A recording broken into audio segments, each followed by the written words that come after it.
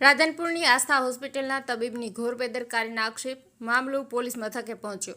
રાધનપુરની આસ્થા હોસ્પિટલની ઘોર બેદરકારી અને સ્ટાફની ગેરવર્તણૂક આવી સામે રાધનપુરની આસ્થા હોસ્પિટલના તબીબની ઘોર બેદરકારીનો મામલો પરિવારજનો મોટી સંખ્યામાં પહોંચ્યા પોલીસ મથકે ન્યાય માટે ઉચ્ચ કક્ષાએ રજૂઆત કરવાની તૈયારી બતાવી। આસ્થા હોસ્પિટલના તબીબની બેદરકારીને લઈને શિશુનું મોત થયું હોવાના પરિવારોનો આક્ષેપ છે। આસ્થા હોસ્પિટલના તબીબ સામે કડક કાર્યવાહીની પરિવારજનોની માંગ છે। રાધનપુરના કલ્યાણપુરા ગામની મહિલા સાથેનો આ બનાવ છે। પરિવારજનો આસ્થા હોસ્પિટલ પહોંચતા ધક્કામુક્કી કરી બહાર કાઢ્યા હોવાના પણ પરિવારજનોના આક્ષેપ છે। પરિવારજનો ઘટનાને લઈને રાધનપુર પોલીસ મથકે ન્યાય માટે ફરિયાદ આપવા પહોંચ્યા હતા, જ્યાં પોલીસે ફરિયાદ ન લીધી હોવાના પરિવારજનોનો આક્ષેપ છે। પરિવારજનો એફઆઈઆર આપવા પોલીસ મથકે પહોંચ્યા બાદ ફરિયાદ ન લીધી હોવાના આક્ષેપો તો બીજી તરફ પરિવારે લેખિતમાં જાણ કરી ફરિયાદ લેવા માટે પોલીસ મથકે કરી છે જાણ। એફઆઈઆર લેવા અને ન્યાય અપાવવા તંત્ર પાસે પરિવારજનોએ માંગ કરી છે। મહિલાને 3 મહિનાનો ગર્ભ હોવાથી શરૂઆતથી જ સતત 3 મહિનાથી આસ્થા હોસ્પિટલની દવા ચાલુ હતી, ત્યારે મહિલાના ગર્ભમાં રહેલા બાળકની સ્થિતિ નાજુક હોવા છતાં ડોક્ટરે નોર્મલ જણાવ્યું હોવાના પરિવારના આક્ષેપો છે। આખરે મહિલા દર્દીને પેટનો દુખાવો થતાં અન્ય ખાનગી હોસ્પિટલમાં સારવાર અર્થે લઈ જતા બાળક પેટની અંદર મૃત અવસ્થામાં હોવાથી અને મહિલાની સ્થિતિ ગંભીર જણાતા દવા શરૂ કરાઈ હતી। ત્યારે હાલ સમગ્ર ઘટનામાં બાળકના મોતને મામલે આસ્થા હોસ્પિટલના તબીબની બેદરકારી હોવાથી જેને લઈને બાળક મોતને ભેટ્યો હોવાનો પરિવારજનોનો આક્ષેપ છે। આસ્થા હોસ્પિટલના તબીબ બેદરકારીને લઈને ઘટના બની રહી છે। આવા તબીબ સામે કડક કાર્યવાહીની પરિવારજનોએ માંગ કરી છે। ભગીરથસિંહ જાડેજા, સાંતલપુર। આપણે કહીએ કે ભાઈ અહીંયા બતાવવાની જરૂર છે તો સાહેબ આ 29 તારીખે છેલ્લે બતાવ્યું એના 28 નું 29 આપણે ત્યાં દુખાવા અમે બાટલો ચડાયો તો 29 તારીખે જે દુખાણું એને ખબર છે બંધાની ગાંઠ છે એવું તો એ કે ખાય ક્યાં છે તમારી ગોટ પહેલી અહીંયા 28 તારીખે જ દેવાની તમારે કહી દેવું જોઈએ પરપૂર કે આવા બેન ગાંઠ છે જો આ સમય જાય આ ગોટ એ ટપે નહીં સમય જાય એમ વધે ટાઈપની ગોટ હતી તમારે જણાવવાની જરૂર છે કે આ ગાંઠ છે આ તો તમને સમજી છે તમારી ફરજમાં આવે લખેલું છે ને આપણી પાસે 28 નો 29 બે વખત આવ્યું ને એ વખતે દવા કરી એમાં આ બધું લખેલું છે તમને દવા કરી પણ થોડી ખબર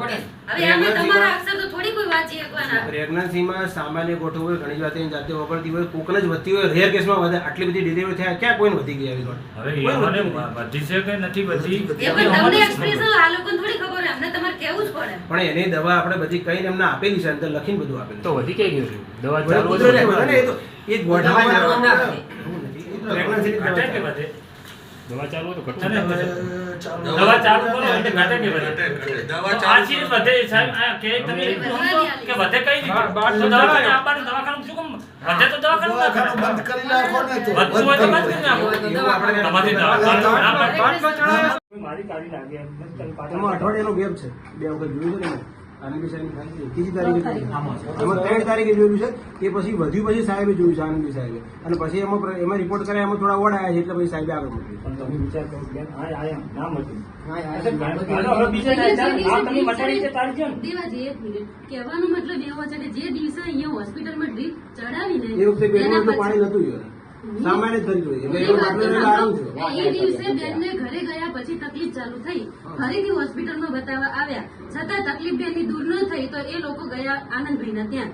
પછી અમને કીધું કે તમે આપણે જે પછી બાટલો બીજા ચડાયો હોસ્પિટલ ગયા જે છો। બાટલો ચડાયો ને 28 29 તારીખમાં અને ત્રીજી અને તારીખે સતત અમે શું કહીએ કે સતત દુખાવો પેટમાં રહેતો હતો તો સોનોગ્રાફી કરવી જોઈએ ને? કરીને સોનોગ્રાફી કરીને એમાં થોડું પાણી લખેલું છે સાહેબે અંદર અંડાશયમાં નાની ગાંઠ એવું લખેલું છે। એના પછી બાટલો ચડાયો છે 28 તારીખે બાટલો અને 29 તારીખે ચડાયો પછી વળી એના પછી અઠવાડિયા પછી તકલીફ અને વધે પાણી સાહેબ હતું તો આ બેન તો પ્રેગ્નેન્ટ હતા, આપણે સ્વાભાવિક નિમોનિયા હોય તો પાણી હોય તો તરત કરવા લઈ જઈએ છીએ, તો આ બેન તો પ્રેગ્નેન્ટ હતા ને। અંડાશયના અંદર ગોઠ હતી હજી તો એટલું આમાં લખેલું છે 28 તારીખે પણ એટલું સામાન્ય હોય ને તો ઘણી વાર એની જાતે સુકાઈ જતું હોય પણ એ વધ્યું એના પછી આનંદી સાહેબે જોયું છે અને પછી રિપોર્ટમાં લઈ આવ્યું છે ત્રીજી તારીખે। મારું નામ પાર્વતી છે અને મારું ગામ કલ્યાણપુરા છે અને મારે 3 મહિનાનો ગર્ભ હતો અને મારે દેવજીની દવા 3 મહિનાથી ચાલુ હતી અને મેં દવા કરાવી તો મને એમ કે તમને પેટમાં બાળકનો વિકાસ સારો છે ને બાળકે સારું છે પણ મને પેટમાં દુખાવો મળતો નહીં અને હું દવા કરાવવા જઉં તો મને બાટલા ચડાવે ઇન્જેક્શન આલે પણ ઘરે આવીને મને દુખાવો ના ફેર પડે। પછી હું આનંદ પટેલના અહીંયા મૂકું દુઃખ મને મળતું નહોતું દુખાવો તો પછી આનંદ પટેલને અહીંયા બતાવવા જઈએ અડો તો કાંઈક ખબર પડે. તો પછી મેં અહીંયા ત્યાં બતાવ્યું તો મને કીધું, ટીવીમાં જોઈને મને કીધું કે તમારે બહુ મોટી પ્રોબ્લેમ છે, પેટમાં ગાંઠ થઈ ગઈ છે અને 2 મકા સોજા છે તમારે. તો મને સોનોગ્રાફી કરાવવા મેલી તો રિપોર્ટ બતાવી, પેટમાં ગાંઠની એવું બધો રિપોર્ટ આવ્યો. પછી મને કે તમારે તાત્કાલિક પાટણ જવું પડશે. પછી હું પાટણ ગઈ તો પાટણ મારે 4-5 દવાખાને મારે કેસ પકડ્યો નહીં. પછી મને એક બેને મારો દાખલ કેસ મારો લીધો અને મને એમ કીધું કે તમારે કિરિયાટન કરાવવું જ પડશે. જો કિરિયાટન નહીં કરાવો તો તમારું પેટમાં પાણી નીકળશે નહીં. અને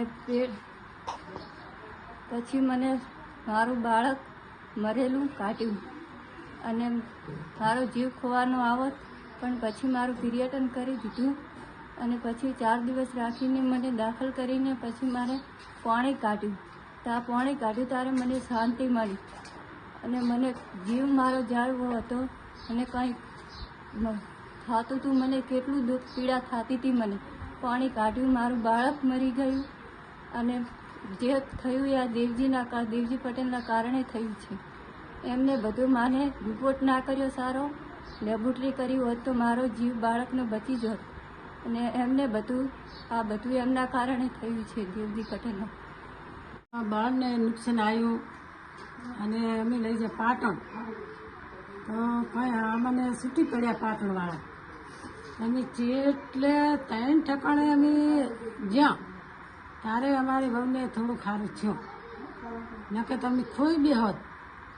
દેવજી ભાઈ હાસાનું હાસું કીધું જ નહીં ને વ્યક્તિએ. અમે વહુને હા 2 હાલ થઈ ગઈ તો દેવજી ભાઈએ એમ ના કીધું કે આવી રીતની ગાંઠ છે કે આવી રીતે. તો પછી આનંદ પટેલ રહે ને મેં કીધું કે આ બેનને તરત પાટણ કે પોખતા કરો ને કે આ બોનને ખુશ છે તમારી બહુને કે. તો અમે તરત પછી પાટણ ભેગા થઈ જાય. પછી જેટલા બાટલા સડાયા ને આ પેટ તો થઈ ગયું ફૂલીને અને આમ ખાઈ નાખે કે કશું પણ નહીં. તે જેમાં પછી બીજા દવાખાને લઈ ગયા અને એ લઈ જાય 50,000 રૂપિયા લઈ જાય મારા.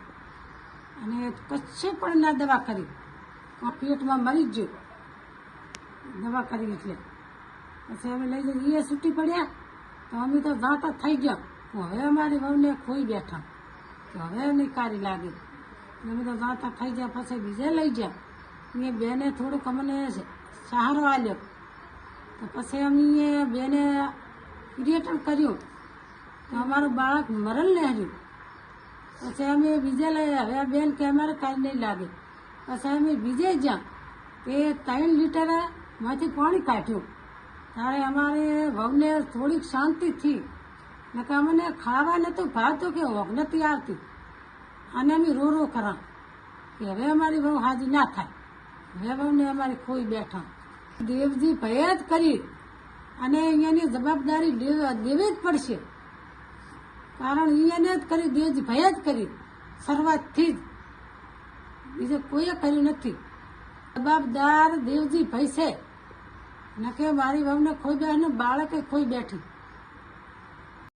મારું નામ ઠાકોર શેતાભાઈ વ્યાસીભાઈ, હું કલ્યાણપુરાનો રહેવાસી હું. મારા છોકરાની વહુને પ્રેગ્નન્ટ હોવાથી 3 મહિના અહીં દવા લીધી દેવજીભાઈના દવાખાને, પણ જેમ દવા લીધી એમ દર્દ વધતું ગયું એટલે વધારે પેટમાં ભરાવ થયો અને વહુને વધારે તકલીફ થવા માંડી. એટલે અમે રિપોર્ટ કરાવ્યો બીજા દવાખાને.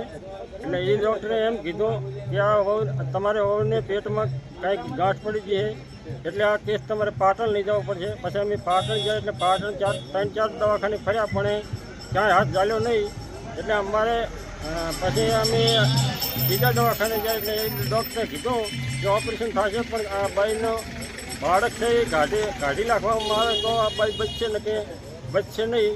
એટલે બધી કાર્યવાહી ડૉક્ટરની કરી પછી અમારે કેસ કરવા તો પોલીસ સ્ટેશનમાં આવ્યા. તો તમારે કઈ બાબતે કેસ કરવા પોલીસ સ્ટેશન આવ્યા છો? અમારે દેવજીભાઈના દવાખાને અમારે વહુને દાખલ કર્યા, એની સારવાર સારી ના કરી અને એનો ન્યાય માગવા માટે અમે પોલીસ સ્ટેશન આવ્યા હતા. આસ્થા હોસ્પિટલ તમે ગયા તો શું કહેવામાં આવ્યું? અમે આસ્થા હોસ્પિટલમાં ગયા એટલે અમને ધક્કા મૂકીને મારીને બહાર કાઢ્યા. એમના સ્ટાફે ડૉક્ટર હાજર નથી રહેતા એટલે અમે પછી કંટાળતા પોલીસ સ્ટેશને આવ્યા પણ 24 કલાક થઈ ગયા તોય હજી સુધી સાહેબ કેસ લેતા નથી. એટલે કંઈ કામ તમારી શું માંગ છે? અમારી માંગ એટલી છે કે અમને ન્યાય મળવો જોઈએ. પોલીસ કંઈક તંત્ર ભરતી નથી અમારું, અને અમારે એફઆર કરવાની છે.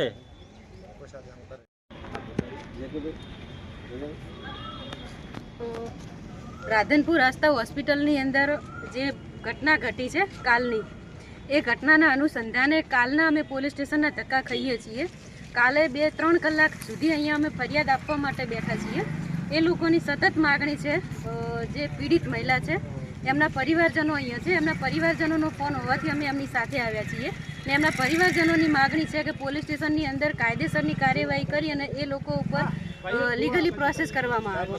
તો પોલીસ સ્ટેશનની અંદર અમે સતત 2 દિવસથી ધક્કા ખાઈએ છીએ. આજે પણ આવ્યા અને પીઆઈ સાહેબને અમે આજે મળ્યા, જઈને એમને રજૂઆત કરી, પણ પીઆઈ સાહેબ એવું કહે છે કે અમે તપાસ કરીએ અને તપાસ કરીને પછી ફરિયાદ લઈશું. એટલે પહેલી તપાસ હોય અને પછી ફરિયાદ લેવાની હોય, આવું તો અમે પહેલી વાર સાંભળ્યું છે. એટલે અમને એવું લાગી રહ્યું છે કે આ રાજકારણના જે દેવજીભાઈ ડૉક્ટર છે એ રાજકારણના અંદર હોવાથી એમનું મોટું માથું હોવાના હિસાબે એમનો બચાવ થતો હોય એવું અમને લાગી રહ્યું છે ક્યાંકનું ક્યાંક. પણ આ જે ગરીબ પરિવાર છે, દીકરીને ન્યાય મળવો જોઈએ અને એમને ન્યાય મળે એ હેતુસર અમે એમની સાથે આવ્યા છીએ. અને આજે જો એ લોકોની ફરિયાદ એફઆઈઆર દાખલ કરવામાં નહીં આવે તો અમારું ગુજરાતનું આખું મવડી મંડળ અહીંયા રાધનપુરમાં આવશે 2 દિવસમાં, અને 2 દિવસમાં રાધનપુરમાં આવીને અહીંયા ધામા નાખવાનું છે. અને અમે પરિવારની સાથે છીએ ન્યાય ના મળે ત્યાં સુધી. આપનું નામ? મારું નામ છે જયાબેન ઠાકોર, પાટણ જિલ્લા મહિલા પ્રમુખ કોંગ્રેસ સમિતિ અને રાધનપુર કોર્પોરેટર. મારું નામ દેવાજી રામજીજી છે, ગામ ભાડિયાનો છું. મારી બેબલી હંગાથા પાર્વતીબેન હંગાથે આ ઘટના ઘટી છે ભાઈ દેવજીભાઈના કારણે. કોને? એના દવાખાનામાંથી કે 3 મહિનાથી અહીંયા દવા લેતી હતી.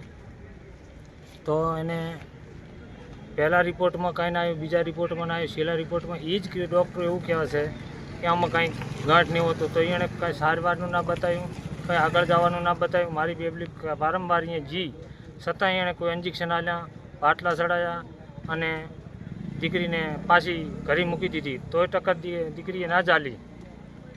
એટલે આનંદભાઈના દવાખાને જે અહીંયા ગયા છે કે આનંદભાઈ એવું બોલ્યા કે આ બેનને બહુ પીડિત થઈ ગઈ છે ને આ કેસ તમે તાત્કાલિક પાટણ જતા રહો ને કે બેનને બહુ જોખમવાળો કેસ છે એટલે તમે આને તાત્કાલિક પાટણ જતા રહો. તો પછી પાટણ ગયા તો અમે 2 થી 3 ચોથા દવાખાને ફર્યા. એના બાળ મરી ગયું હતું તો માએ બધું એની સારવાર કરીને બાળ કઢાયું. પછી એને પાણી 3 લીટર ઉપર તો 3-3.5 લીટર જેવું પાણી કઢાયું. એમ કંઈ હજી ગંભીર હાલતમાં હજી બેબલીને રજા તો આલી છે પણ એમ કે પૂરો આરામ નથી. ઘટના બન્યા બાદ તમે આસ્થા હોસ્પિટલ ગયેલા ખરી? હા, ઘટના ઘટ્યા પછી અમે આસ્થા હોસ્પિટલે ગયા તો અમે જઈને રજૂઆત કરી કે આ કામ આવું થયું. તો અમને ધક્કા મુક્કા કરી, દાદાગીરી કરી અને અમને અહીંયા ગાડી મૂકવાનો આવ્યો. છતાં અમે પછી જ્યાં પોલીસ સ્ટેશન આસ્થા હોસ્પિટલમાં તમારી જોડે ધક્કામુક્કી કોણે કરી હતી? ધક્કામુક્કી એના માણસોએ, બરાબર, જે આસ્થાના જે સ્ટાફના માણસો હતા ને એ બધાને થઈને અમને ધક્કામુક્કી કરી અને અમને અહીંયાથી કાઢવાને કરી. પછી અમે પોલીસ સ્ટેશન ગયા. પોલીસ સ્ટેશન જઈને કે અરજી આલી તો અમારી એફઆઈઆર હજી સુધી 24 કલાક થયો નથી લીધી. ફીર અમે આવ્યા છે. પોલીસ સ્ટેશનના પીઆઈ સાહેબનું શું કેવું થાય છે? એ કે અમે તપાસ કરીને લેશે. હવે કઈ રીતે તપાસ કરવાની છે, શું છે, અમને તો આવું કહે છે. બરાબર. તમારી શું માંગ છે? અમારે તાત્કાલિક અમારે ન્યાયની માગ છે અને અમારી એફઆઈઆર ફાડે.